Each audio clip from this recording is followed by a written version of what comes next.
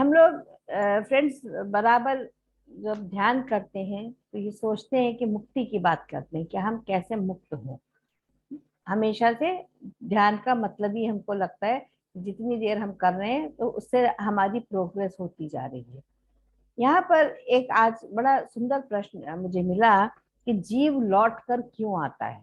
यानी अगर हम लोग सब ध्यान कर रहे हैं और कुछ ना कुछ ऐसे काम बराबर चाहे पूजा पाठ कर रहे हैं, बेसिकली तो सब लोग ध्यान में ही लगे हुए, तो फिर ये जीव आत्मा जो है ये लौट कर जीव क्यों बार बार जन्म लेता है। तो इस पर गीता का एक श्लोक है, 15वें अध्याय का 7वां श्लोक है।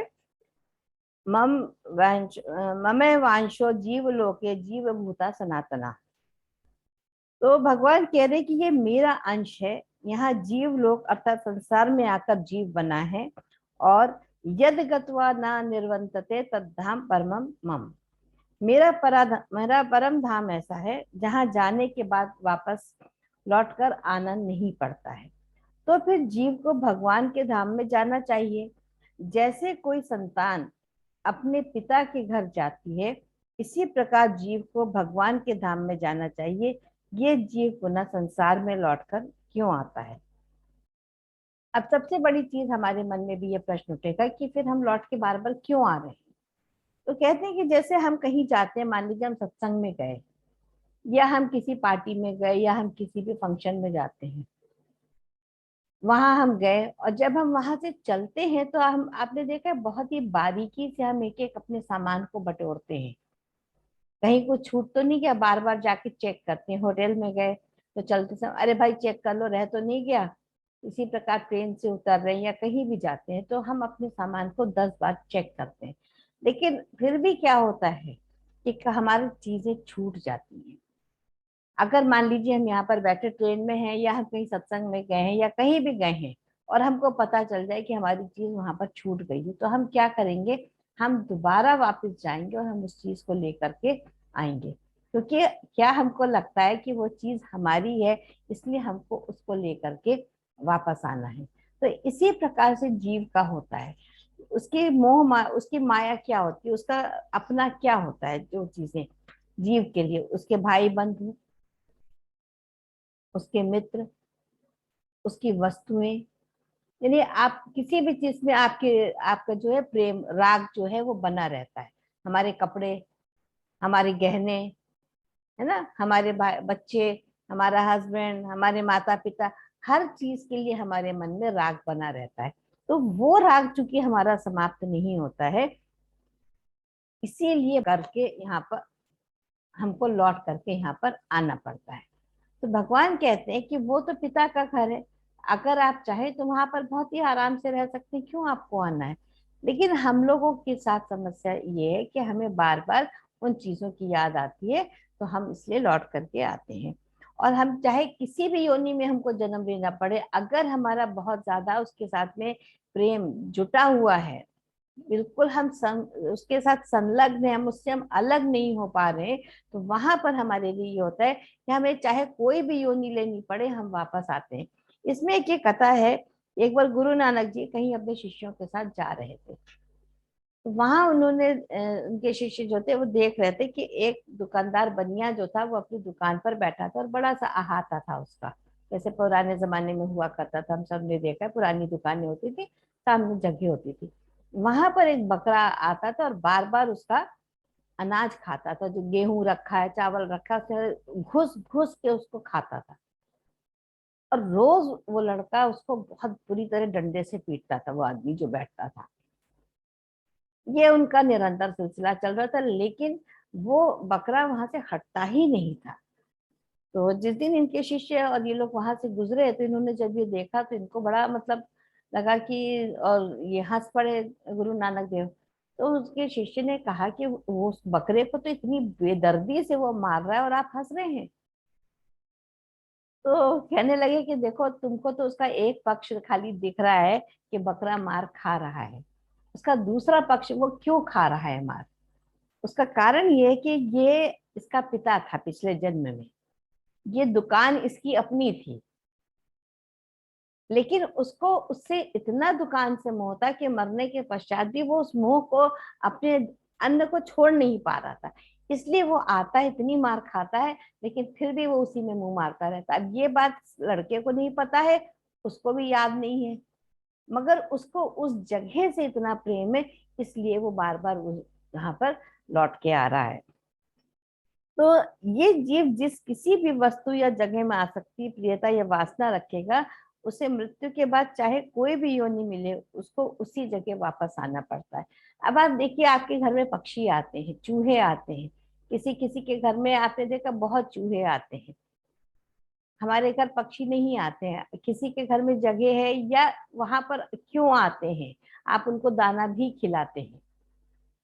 उनका उस जगह से और आपसे कोई ना कोई ऐसा संबंध पिछले जन्म का है जिसको वो भुला नहीं पा रहे। इसीलिए, और हम लोग क्या होता है कि मार के भगा देते हैं।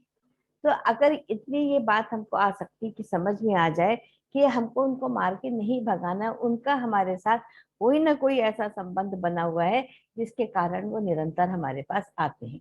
तो अब हमारा यहाँ पर क्या काम होता है, यहाँ पर वो कहते हैं कि अंत काले च मामेव स्वरण मुक्ता कलेवरम यह प्रयाति स मद्भावम याति नातस्त्रयम संशयम।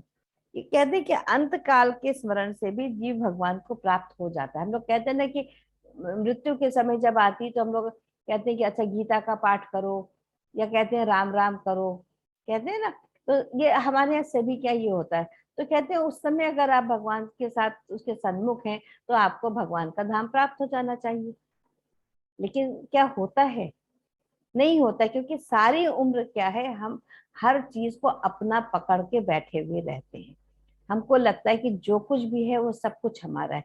अब इससे हमको अगर छुटकारा पाना है तो हमको इसके लिए क्या करना चाहिए?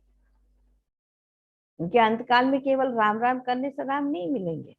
ये तो कहते हैं ना, आप छोटा सा एग्जाम्पल अगर आप और दूसरा देखिए, कि बच्चे जब एग्जाम टाइम आता है तो बहुत ज्यादा परेशान होते हैं। तो हम लोग सब उनको क्या कहते हैं, अगर पूरे समय पढ़ा होता तो इम्तिहान में इतनी परेशानी नहीं उठानी पड़ेगी, रात रात भर नहीं जगना पड़ेगा, टेंशन नहीं होगा, एंग्जाइटी नहीं होगी। तो सिमिलर केस हमारे साथ भी होता है, क्योंकि हम सारे जीवन तो कर नहीं पाते हैं, मोह में फंसे रहते हैं। और फिर हम कहते हैं कि भगवान की माया हमको व्याप्त करती है।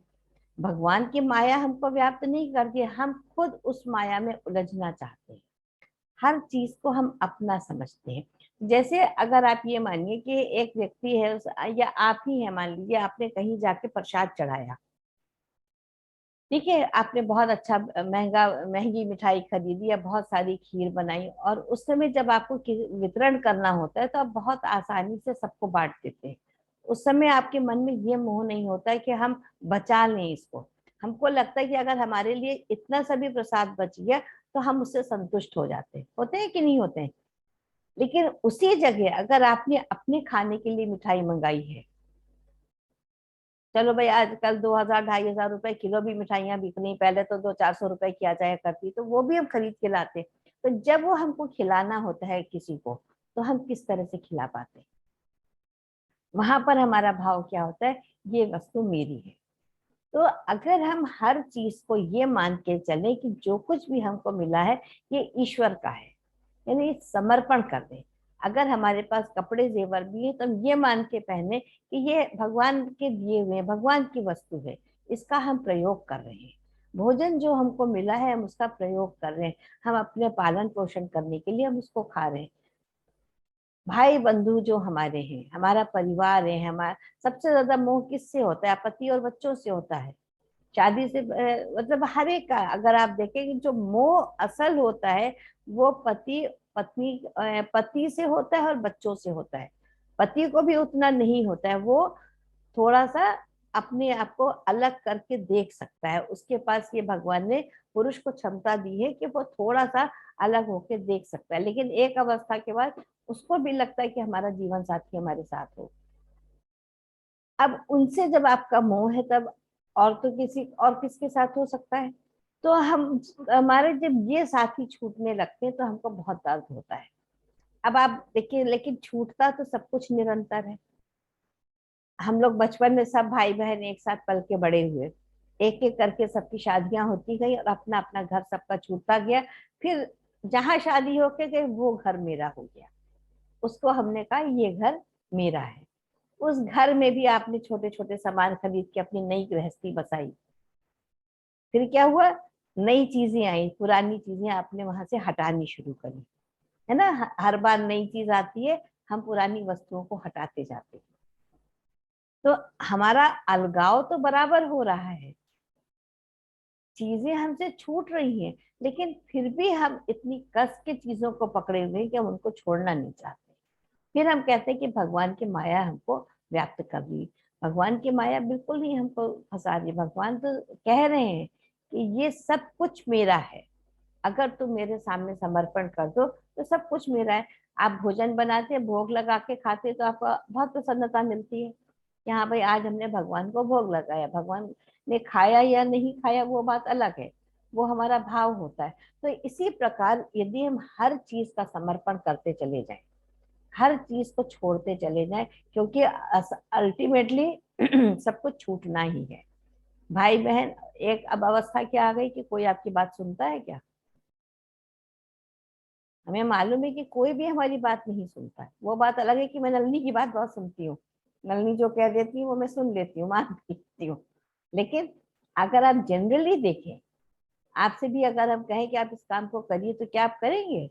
नहीं करेंगे। इसी प्रकार कोई भी हमसे कोई काम कहेगा तो हम नहीं करते हैं। इसका मतलब है कि हमारा उससे कोई संबंध नहीं है। लेकिन उसी कार्य को अगर हम समर्पित कर दें, यहाँ ईश्वर का कार्य समझ के हम उस काम को करें।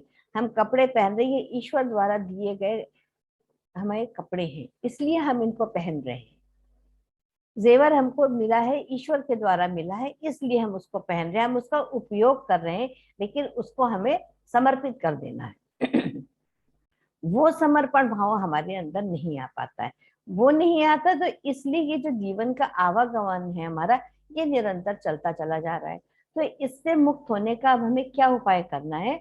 बहुत ही सरल तरीका है कि जो भी चीज आपके पास आती है, आप हर कार्य को, आप अपने घर में खाना भी बना रहे हैं, आप अपने घर में झाड़ू भी लगा रहे हैं, आपके घर कोई मेहमान भी आ रहे हैं, तो हर चीज में आप इस चीज को समझ लीजिए कि ये मैं ईश्वर का कार्य कर रही हूँ, ये कार्य मेरा अपना नहीं है।